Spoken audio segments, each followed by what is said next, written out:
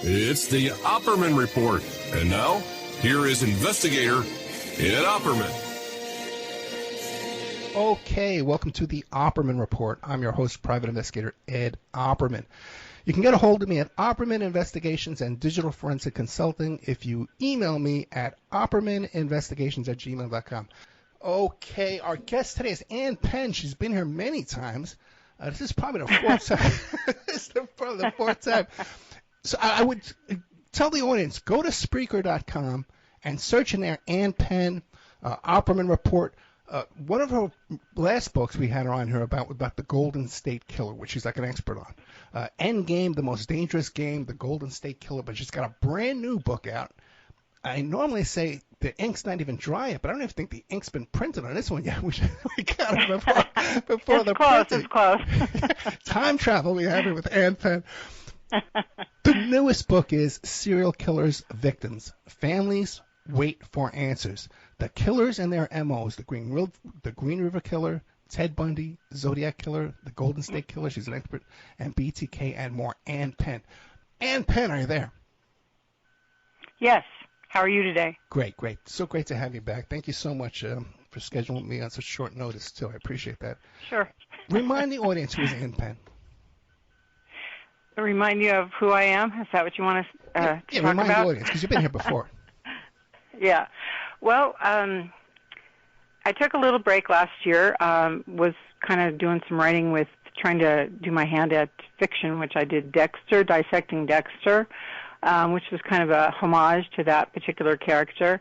And then I also have a couple of interests that I wanted to continue sort of researching and investigating, which is really wanted to talk to victim family members and talk about cold cases that are still unsolved. I like to get that out there to law enforcement and let them take a look at some of the cases that have DNA to be tested. And I kind of nudge them and push a little bit to see if they'll take the case on and do that. There have been a couple solved that were in serial slaughter, one of the books I wrote in 2021. And so that was great. It was 50 years in the making. They solved the Nancy Benelek case. And then there's just others that are just yelling to be solved. There's a few that have really kind of tugged at me all along and would like to see them solved before their relatives are not here anymore. What do you think it is that makes these cases go dormant and fall between the cracks and become unsolved for such a long time? Well, of course, back in the day, forensics wasn't in place, so, they had so many cases they had to deal with, especially all over the country in the 70s. There were, the statistics on crime were just climbing through the roof. They finally leveled off in the 80s and started to come down. But it was insane all over the country in the 70s with different kinds of serial cases. Law enforcement had their hands full. They had plenty to do. They had to move on to the next case. So, but now they can go back and arrest the people who were responsible 30, 40, 50 years ago. I know you work directly with a lot of these cold case detectives. How receptive are they to these armchair investigators on podcasts and on message boards, these true crime fans that like to go in there and try and solve these things themselves? Well, it's interesting is I have no idea as far as how they react to other people. Yeah. I've been able to, get them to talk to me when I've called about, let's say, the Zodiac cases in San Francisco, or I've talked to different Roseville law enforcement along the way, which is back in the area where the Golden State Killer was active and lived, in the Roseville and Rancho Cordova areas of Sacramento. Also, I've been able to meet up in Lake Tahoe area to talk about the Donna Lass cases. So they've been really receptive to me, which has been great, but I don't know how they are with others. So anyway, yeah, it works. A little hit and miss, yeah. So serial killer victims, families wait for answers, the killers and their MOs. What are we going to find in this new book? Well, like I said, it's basically what I'm looking to do is call attention to some cold cases that are still needing to be solved, and that there is DNA. I do always say there is DNA in this case to be tested. It's what it says in the reports. I go through old newspaper articles, historical information, and I just really follow the story. And this time what I wanted to do and have been working on is talking to some of the victims' family members, because it matters what they think or how they feel. It's difficult to wait 40 years, 50 years to find an answer. So that's what I'm about, is trying to help. I'm a victim's advocate. And so that's really it. But I'm also one of those people who was fascinated about why people become a serial killer, what makes them think they have the right to take someone's life the way they do. And it's an addiction, I think. I'm an addiction specialist. So, I've just kind of been fascinated with the whole thing. And as you know, there was a murder in the family that I'm in as well. So it's sort of like I was just always fascinated. Even before that happened, I was fascinated by Zodiac, the Manson. I'm a California person. I was born in Sacramento. So all these cases, you hear them in the news from the time you're a kid. And so I always was interested. My dad is a criminalist type, and my uncles one of them worked in Sacramento County during the East Area Rapist crimes. They called it the fingerprint and composite department at the time instead of the forensics department. That's how old that is, back in the 70s. So. Yeah, back in the 70s and the very early 80s, fingerprint technology was not even close. I worked at a PI office, and that's one of the things he did, too, was fingerprint expert and the handwriting expert, and he was a ballistics expert, too, as well. He did a lot of stuff, as well as counter-surveillance. He did a lot of counter-surveillance, too. Oh, neat. Remind the audience, though. Go ahead.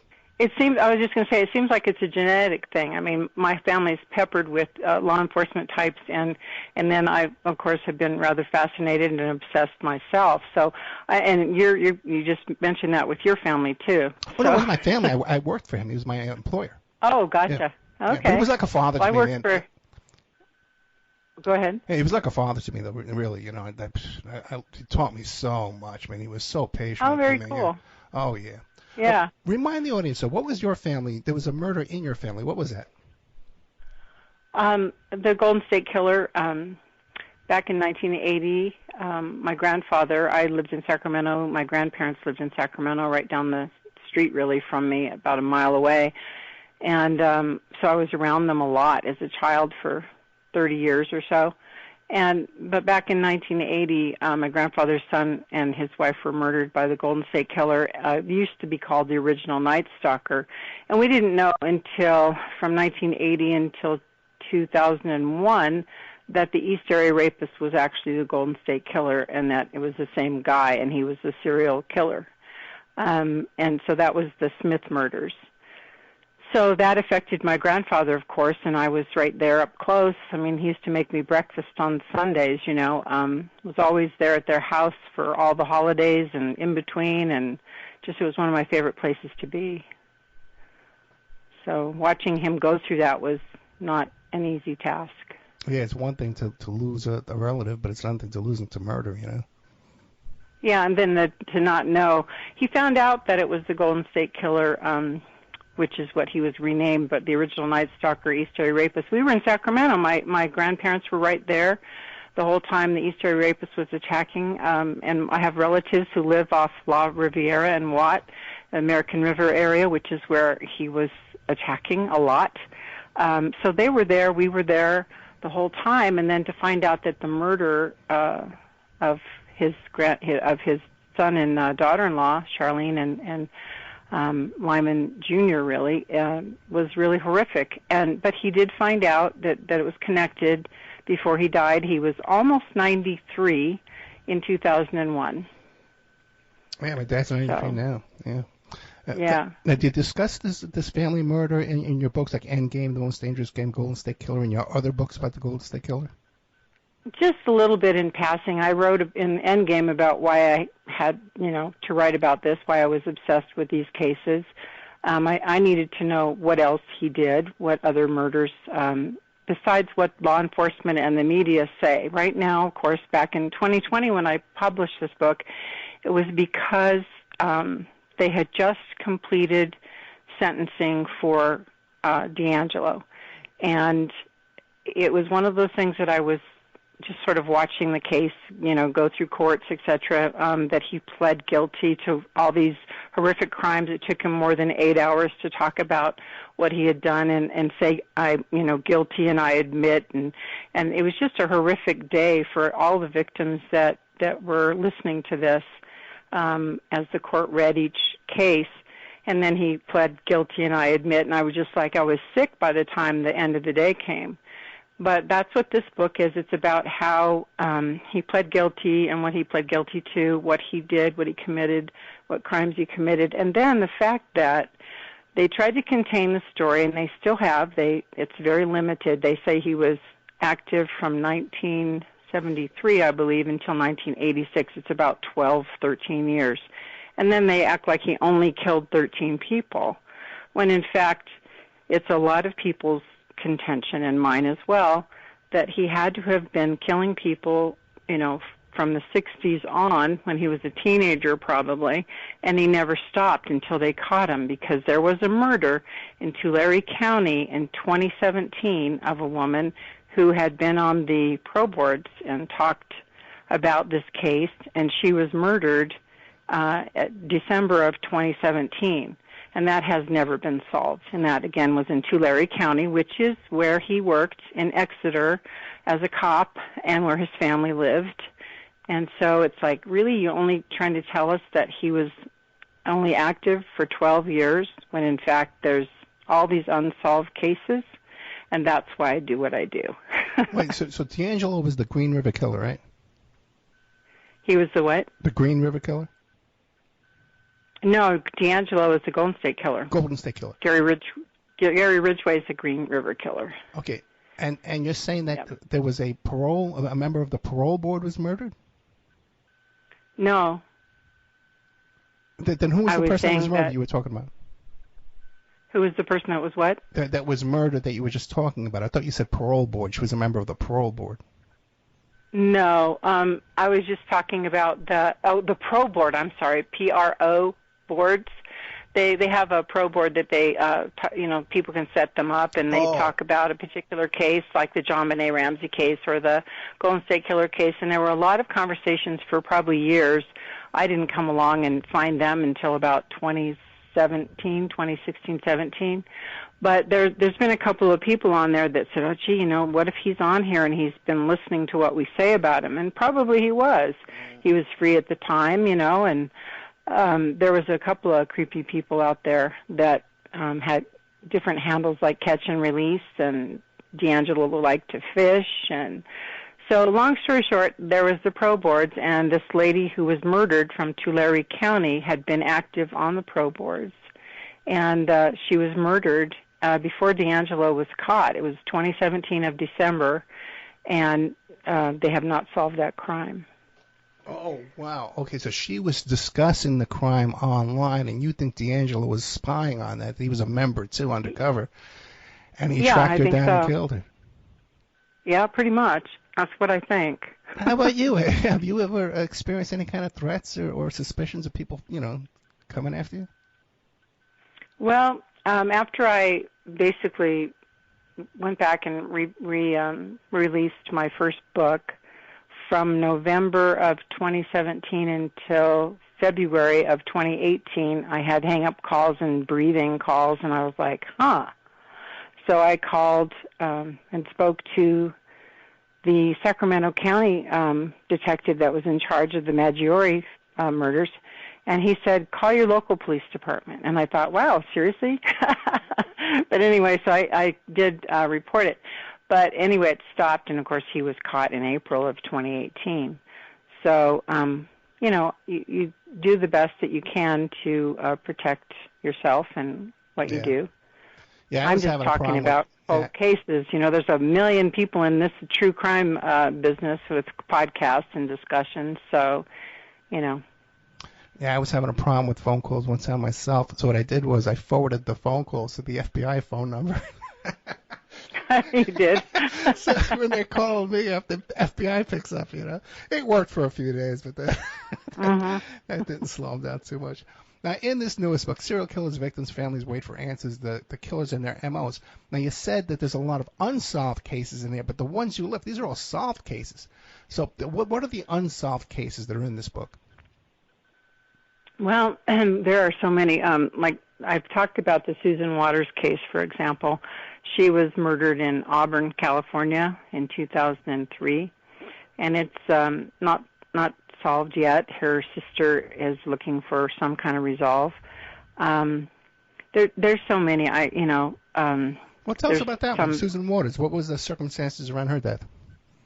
Well, what she did was she was just a really nice, kind lady, from what I can gather, who would give you the shirt off her back. And she went to, if most people know the D'Angelo story, a lot of times what he did was attack around holidays or Labor Day, Thanksgiving, Christmas. There's 4th of July. And the reason he did that was because he knew that law enforcement were pretty busy. They're busy out there. And this was at the fairgrounds in Auburn. Susan had walked to the fairgrounds and participated out there and had a good day and was on her way home, walking home from the fair. And again, it was a busy weekend for law enforcement, so apparently they were, not noticing. She was taken, and her body was dumped just down the street from the police department right there in Auburn. And that's a place that's familiar to me because I used to hang out there. And I was married right down the street in the church that's in Auburn in 1980, actually. So anyway, and D'Angelo had just been fired from being the cop in Auburn in 1979, and then I was married down the street there in 1980. And there were so many crimes that were committed in Auburn after he was fired. It was almost like he was trying to keep the police chief busy. But this one was, like I said, in 2003, and her sister's waiting for answers. And just the reports that I've read about Susan in particular, about what a nice human she was. She was from Sacramento area, lived in Roseville too, and then moved to Auburn. And a lot of us from Sacramento like the foothills. That's where we go. And that's where D'Angelo ended up, harming people. How old was Susan Waters on that day? I think she was about 42, something like that. Now, what do you find the common age, the average age of these female victims are?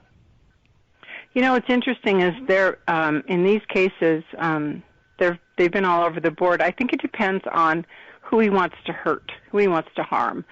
The last lady that I spoke about, I think her name was Debbie, in Tulare County in 2017. I think she was in her 50s. It just depends. But most of the time he went from anywhere from 12 years old up to in their 30s. That was more common, the age. And what was the motivation? Were these sexually motivated crimes? Some, but not all. I mean, I know he didn't rape everybody he, terrorized or killed. But, I talked about sexual burglary. I mean, a lot of guys get high, like BTK got high off the idea of breaking into your house. I mean, it just really thrilled the crap out of him. And so he fantasized about taking it a notch up from being a burglar or just breaking into your space to doing what he did in the end, harming women. So, and they were all over the place age-wise, too, for him. So. One time I was talking to this cop, and he was telling me about a domestic violence, how he went to the house for domestic violence, and how he got like a charge, like he got a big rush out of going into somebody else's house and taking command of the other guy's house, It really? Oh, it really disturbed me the way he was saying it. Yeah. Yeah, luckily he wasn't a cop anymore at that point. He had retired early. Otherwise I would have. Yeah. It's not surprising, though, is it? I mean, seriously, It's not. It's about power and control, and some are about power and control. How many of these killers do you find have law enforcement background? Well, I don't know about that. I don't know about numbers. I know that there probably have been quite a few who wanted to be a cop and who were not allowed to be one. But statistically, I'm not sure what that would be. And D'Angelo, what caused him to lose his police employment? Well, he was arrested in his attack zones for shoplifting a hammer and dog repellent. Yeah, he got a charge out of stealing. He was a burglar. I mean, they had to tie him to a chair to keep him there until they wrote him a citation. So, yeah, I'm sure that was really wait. Describe that. They they caught him at the scene and they tied him on a chair in the house. They tied him to a chair at the store because they're trying to control him until the cops came. And then the cops only wrote a citation. Yeah, mm-hmm. So I guess they untied him. Let him go. Yeah, and ultimately he was fired, but I say in my book that he probably created a lot of trouble that night when he was so upset about what had happened. Wow, and you cover that story too in one of your books? Yeah, it's in Endgame. It talks about what he did, because the cover is fire, and I believe that he was also into burning things down. I mean, there were cars burned out, there were houses burned, different things happen when there are burglaries in Sacramento. So I talk about that too. Endgame of the most dangerous game, the Golden State Killer. And you said he was involved in arsons too. Yes. And they don't talk about that much. I mean, there's so much that wasn't talked about in detail. I mean, there was a lot covered during the trial, or not trial, it was basically he admitted what he did. There was a lot covered there. And they did include in his pleadings a lot of the rapes that he had committed that were beyond the statute of limitations. They did that for the victims, and that was a good thing.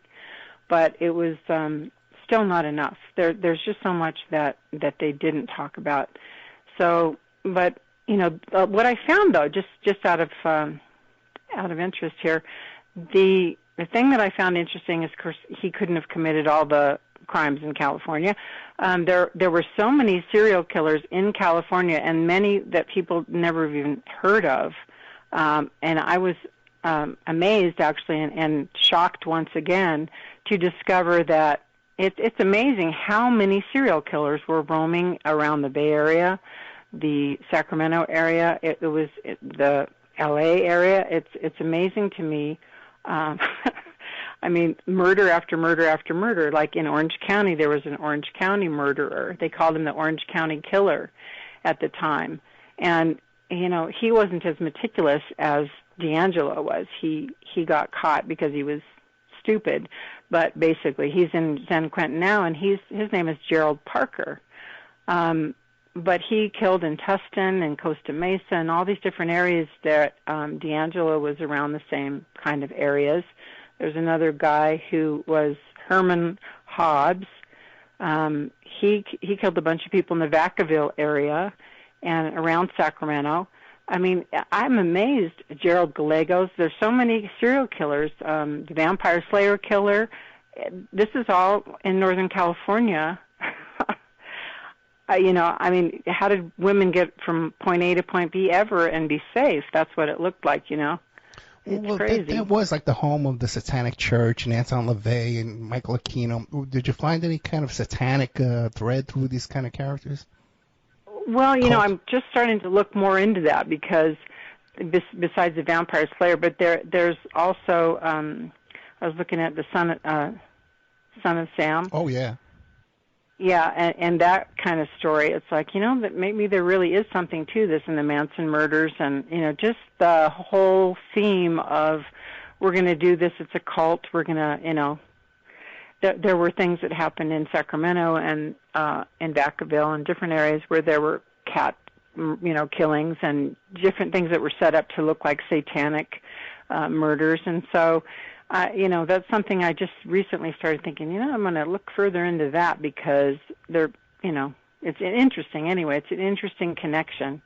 Yeah, my audience is very familiar with the Moriarty and the Ultimate Evil, his book, and the Process Church of the Final Judgment, their connections to Son of Sam and Manson and a lot of other stuff. Okay, and it's fascinating that now in the past few years, since the death of Moriarty, actually, there's kind of like an attempt to rewrite history and whitewash over all this. Maury was right in the middle of all this stuff. You know, like people were dying.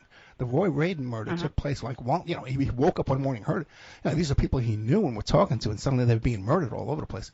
And now there's like this effort to like whitewash it. Oh, it never happened. It's all a big mistake. Yeah. Yeah, I know. I don't get that. There was a saying, something about the truth is always the truth, and a lie is, you know, I mean, it just, what's wrong with the truth?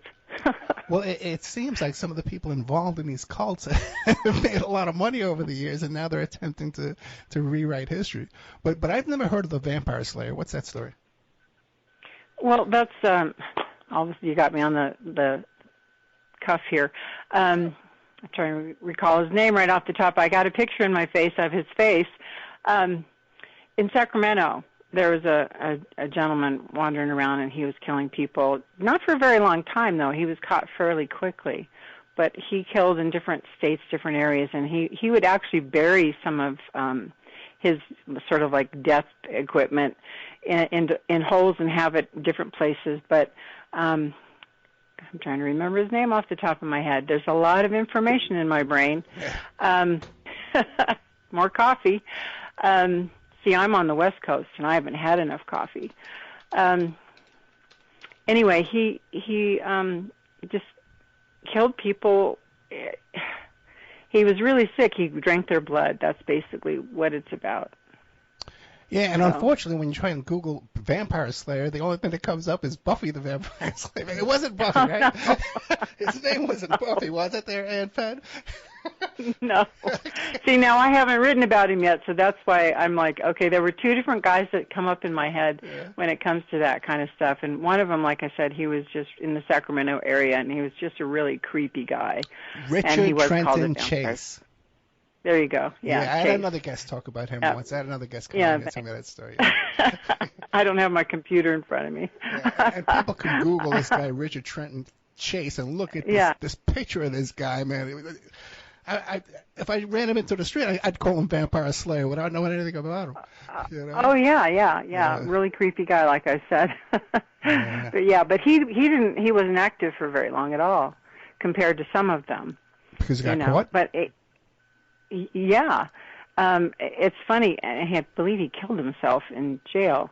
Like I said, I've got a lot of stuff in my head this morning about these different cases I've been working on. But he was not around very long. That seems to be another pattern with these. I'm thinking of Ariel Castro, who killed himself in jail too. You know. Yeah. You know that's a really weird case, man. Well, did you know that? Aren't they all?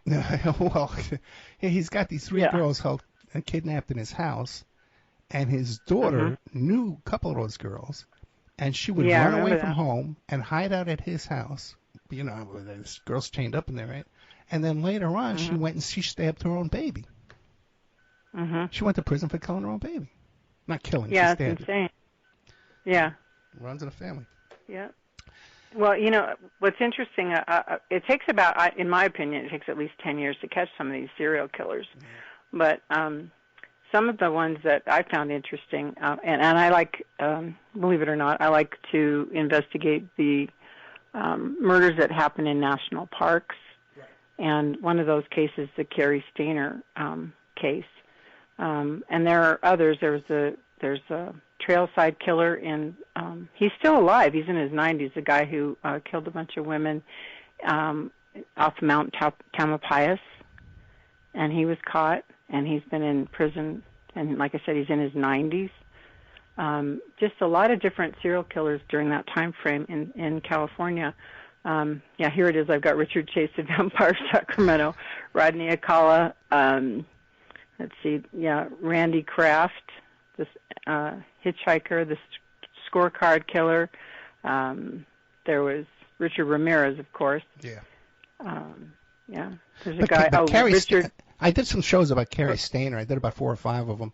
I bet. Yeah, and there was a lot of activity going up there in Yosemite with a group of bikers and meth and all kind of stuff. And he was the older brother of Steven Stainer. Yeah. I Know My Name is Steven from that book and that TV show. Yeah. I thought that the way that Steven died was really sad after all he'd been through, that he ended up dying so young. Motorcycle accident, right? Yep. Yeah. Motorcycle accident. Yep. Yeah, that's a shame. Hey, you mentioned Rodney Alcala. What can you, the dating game killer? I got some info on that, but let me hear what you got to say. Well, I just think he was such a creep. Yeah. I mean, I thought he was a creep from the get-go before he got old with, long gray hair.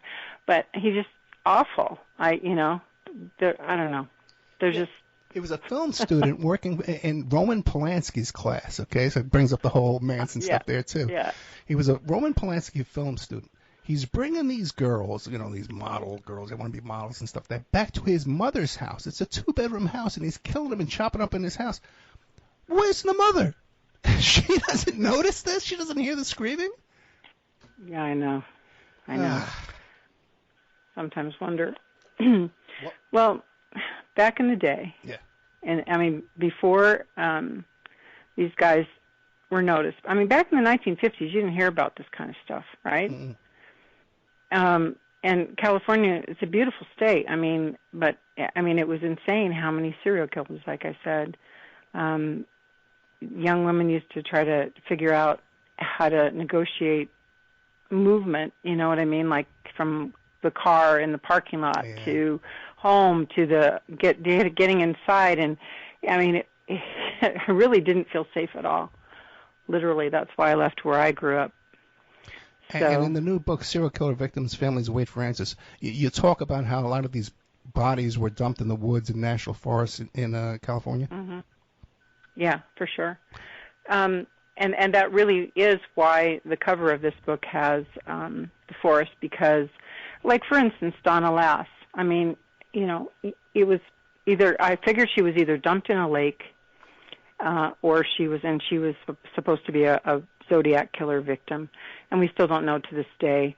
But the Placer County sheriffs have had her skull in their possession since 1986, and she was dumped in the forest over near Soda Springs, which at one point I actually talked about that in my last book, actually, where I thought she might be either in the lake, Donner Lake or Lake Tahoe, or she was dumped over off Highway 80 on the way from where South Shore was around to the North Shore to Highway 80, and then you go a little bit farther and it's right there in the forest.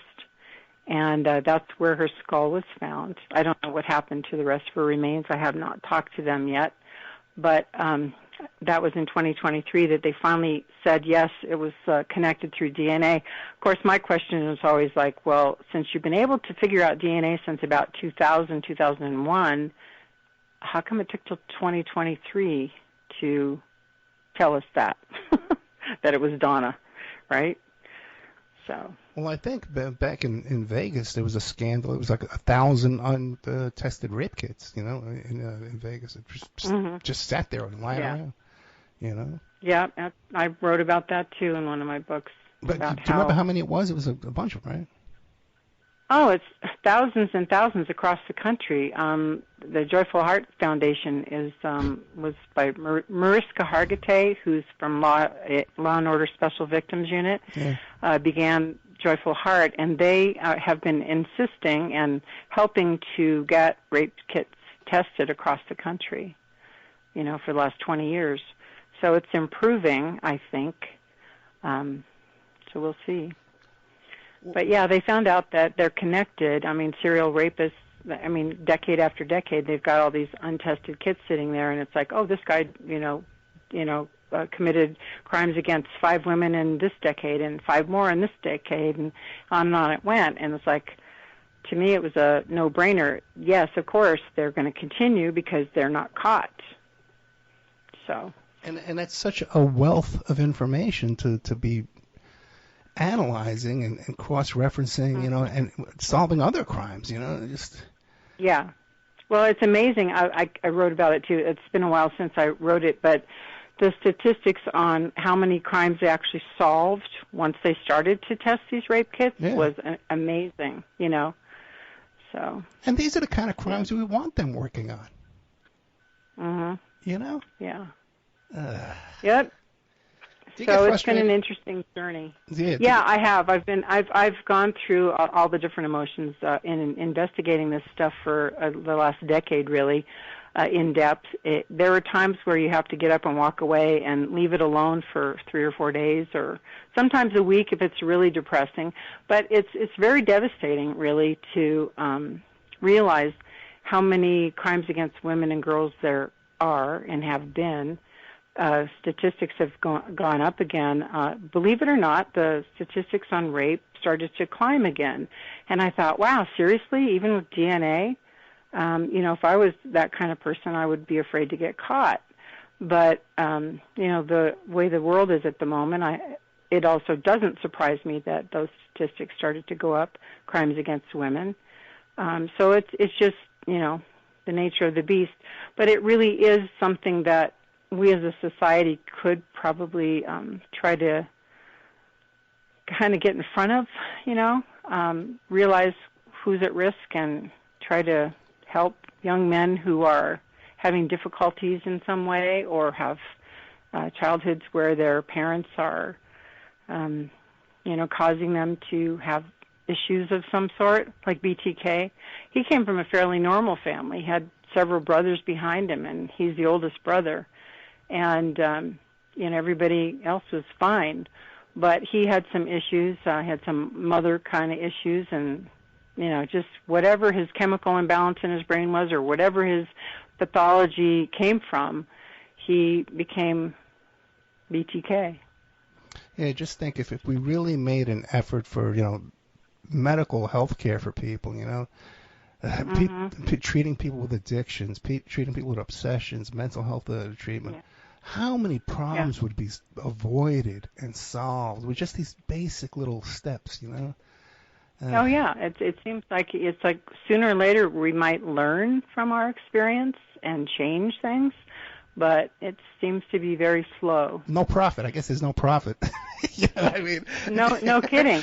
Yeah. Well, you know, I worked in the jail for a year. I was trying to teach substance abuse type people how to stay sober, you know, health education. And it's a revolving door, and the police that, you know, they just house them. They don't really care if you come and help them.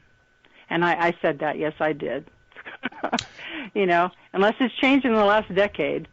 I suppose there are programs in place in the country where they actually do their best to try to help people and try to make sure they don't come back. But I think that's probably the exception and not the rule.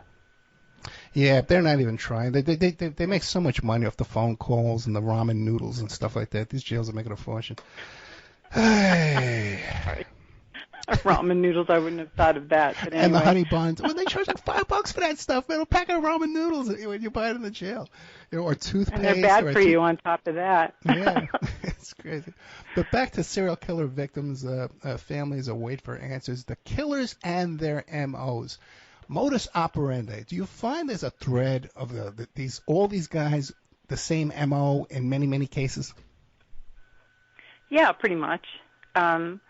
It's interesting to, I think that they also learn from each other. They read what they can about each other, maybe even compete with each other in some ways. But they have, you know, like I said, it's a serial breaking and entering. You know, it's one of those things, they get a rush off of it, power and control, you know, coming into your home or whatever their issue is. Like the Green River Killer, he'd just pick women up off the street, you know. That was easier in a lot of ways than some of these guys who come into your house. But I just, you know, they just get a rush off of it, I guess. That's the common thread. And that once they've done it, you know, like one of the ones I was just listening to, the Happy Face Killer, he was saying that after his first murder, he thought, well, he would never do it again. And then it got easy, of course. So he kept doing it. So. And that's just the rush from the murder. There's no rape on top of it. There's no sexual usually there is. Well, usually there seems to be. I mean, usually it seems like they it's a rape, strangle, kill. BTK, what was that? Bind, torture, kill. Yeah. So. I probably asked you about him last time you were on BTK. But what do you make of those pictures he took? Those selfies, he's buried up to his neck. He's hogtied. Well, we did talk about that. And, I can't get over that. And I know he. Yeah, I know. He did do it himself. I mean, I don't think anybody was there taking his picture, like you said. But, no. I know that he spent a lot of time trying to set all that up, from what I've read. So, God bless him. Anyway. He was very successful. I don't think I could pull that one off. Anyway. Different kinds of people out there, for sure. And in the book, you talk about Ted Bundy as well. Yeah, I'm going to briefly go through that. I've talked about Ted in a couple of my books, a couple chapters here and there, just because I really thought that the Golden State Killer in particular was paying attention to Ted, because Ted was, there was a lot of stuff in the news at the time. He was being arrested. He was escaping. All this different stuff happened. He had the trial. And that whole time, the Golden State Killer was running around, doing stuff too. And the murder of Janelle Cruz happened the night that the movie Desperate Strangers, I believe it was, came out, and she was murdered in Irvine, California, the same night that movie had aired. And I thought, God, did guys see that movie and just couldn't resist going out and doing that? It was rather a weird coincidence. But I really do think that they follow each other to a certain extent, and read the newspapers. They love to read about themselves. They like to read about other crimes. I think the Golden State Killer wrote anonymous letters to the Sacramento papers, or asked about, gee, did this murder get solved yet? Literally, I think he did. And they'd answer it, no, that hasn't been solved yet. It's amazing how many times that happened, and I can track it on newspaper articles, historical. So wait, so he would write a letter to the newspaper and put his return address on there and wait for a return letter? No, They had secret witness, which is they have articles in the newspaper that talked about crimes that happened, and you can write in and ask about a crime, and somebody anonymously would write in. In 2009, there was one. I think it was about. I'm trying to remember which one it was. There were several in a row over the years that were murders that were never solved, like the Susan Waters. There was Susan Jacobson also. Susan Jacobson was taken in 2013, and she's never been seen since. And there was a letter sent to Secret Witness, and it was like, has this ever been solved? And it's always an anonymous letter writer who asks about the crime. And the area is right where D'Angelo was living. And so I thought, I bet he gets his kicks now that he can't really write letters to law enforcement or the media by writing these letters to the newspaper and then having it be published. Literally, that's what I think. And so I've written about that too, just how I think it's connected. And that was the Green River Killer who wrote letters? No, the Golden State Killer. Golden State Killer. So I can think of Son of Sam, Zodiac, and now Golden State. They would write. Any other people would write letters to the press? Well, I think quite a few of them did. Really? Yeah. Yeah, I do. It would seem then that would be a good avenue of investigation. Everybody's writing these letters, asking about these murders. Let's track them down. Do some DNA on those envelopes. The Zodiac did. I mean, he wrote to the media. Yeah. There's just been different ones here and there throughout time, all across the country. What do you think of their IQs? You see these TV shows, these movies, and they're portrayed as these brilliant masterminds. What do you make of that? Mm-hmm. Well, I think they have above average intelligence for sure. I think they have a decent IQ, especially the ones that are meticulous and they're really able to sort of live behind other people and act like they're normal. and then go out and do what they do. It's like it's compartmentalized, and I think they really do have IQs of probably between about 125 and 150. It depends, I don't think they're stupid. I think the ones that aren't really together, like this one guy, Gerald Parker, I mean, he was what do you call it, lazy or just didn't care. Or, I mean, eventually Ted Bundy didn't seem to care if he got caught. For God's sake, he goes to Florida, where they'll put you to death if you murder anybody. And then he goes and, it's like a frenzied attack at the sorority house there. And he was just, he wasn't organized, meticulous. He was absolutely it was almost like he wanted to get caught or want to be stopped. I don't know what that was about, because he really could have gone anywhere in the United States and just vanished. And what did he do? He goes to Florida and, big finale there, and gets caught. So yeah, I interviewed the only survivor that was attacked by them that night there in that sorority house, and the boldness to go in there he walked in there unarmed, Yeah. Yeah. He just grabbed whatever he could grab on the way in. I think it was a fireplace log. Yeah, right. Exactly. Yeah. So I don't know what that was about, because he really could have vanished. I mean, he escaped a couple times back in the day. I don't think he could escape now, but back then, and he really could have been free for a lot longer. And it was almost like he was like, I'm done. This is it. And I just don't understand why he did that to himself. Why go to Florida where they're going to kill you? Well, suicide by justice, suicide by court. Yeah, exactly. But you mentioned how they can put up a double front and fool the people around them. Do you think they're really fooling the people around them, or do you think maybe some of these people around them kind of knew what was going on? Like Rodney Cowell's mother had to know. Yeah. Well, I don't think BTK's wife knew anything at all. She was completely shocked. I think it's highly likely that D'Angelo, the Golden State Killer's wife, knew he was doing something like burglaries, or he was doing, something. But I don't know how specific, what she knew was. But yeah, I think some of them have to have a clue, but they're probably terrified. I mean, let's say, for instance, the J.C. Lee Dugard kidnapping, and she's down in Antioch for 18 years with this guy, Philip Gallegos. And his wife knew exactly she helped him take J.C., right? Right. So she knew all about it. She was complicit all the way. She's in prison now, too. But, some of them are like that. I mean, Gerald Gallegos, for instance, his wife, Charlene, she knew. She helped him get women to get in the car. And she was put in prison, and she's free now, by the way, and he's dead. But this was also a Sacramento area, Auburn, all in that same area during the same time frame that the Golden State Killer was running around, same area, on the same highways, and he was only active there for 2 years and got caught. So, there are the women who helped them do these things as well. Yeah. And they never get as much time either. No. And really, sincerely, I believe she was released, Charlene Gallegos. Gerald Gallegos was her husband.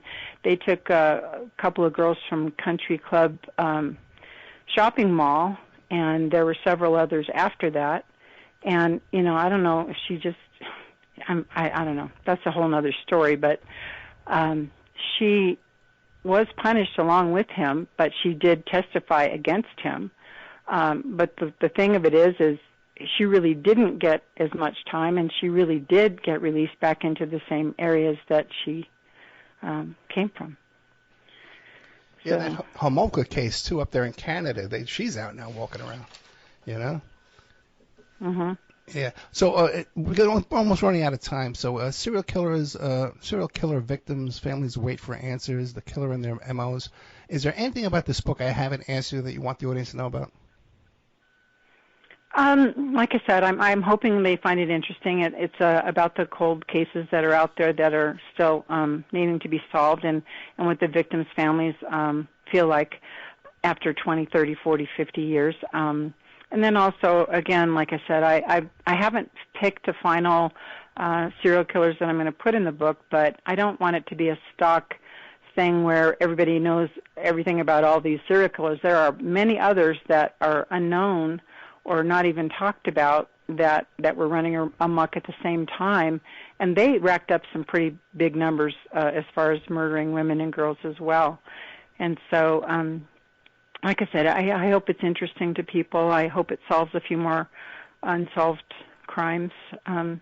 Yeah, that's pretty much it. That's what motivates me. We've been talking to Ann Penn. That's ANNEPENN. You can find her at annpenn.wordpress.com. You can find her at Ann Penn on Twitter. And if you go to Amazon, she's written 6 books, right? You got 6 books and plus the one coming out? Yeah, something like that. Something like that. I can add. And what do you call it? The other thing, too, is when is this book going to finally hit the prints and hot off the presses?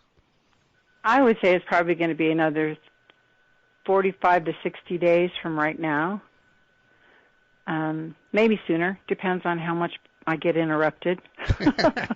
Okay, as soon as it My hits life. I hear you. It's a hurricane coming your way someday. But on the fire, like you were telling me about, you survived those fires over there. Yeah.